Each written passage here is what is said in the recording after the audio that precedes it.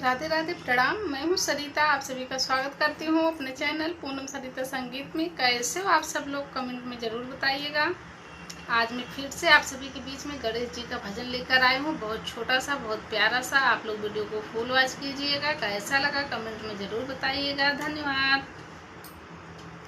ऊंचे पर्वत पर जन में गणेश लाल ना, ऊंचे पर्वत पर जन में गणेश लाल ना, ऊंचे पर्वत पर जन में गणेश लाल ना, ऊंचे पर्वत पर जन में गणेश लाल ना।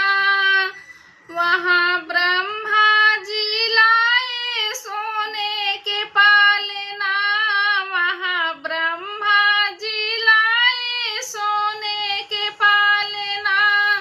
ब्रह्माड़ी झूलावे हसे लालना, ऊंचे पर्वत पर जन में गणेश लालना, ऊंचे पर्वत पर जन में गणेश लालना, ऊंचे पर्वत पर जन में।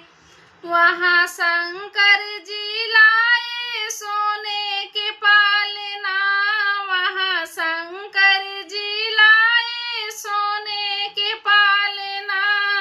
गौरा मैया झूलावे हसे लालना, गौरा मैया झूलावे हसे लालना, ऊंचे पर्वत पर जन में गणेश लालना, ऊंचे पर्वत पर जन में गणेश लालना। वहाँ विष्णु जी लाए सोने के पालना, वहाँ विष्णु जी लाए सोने के पालना।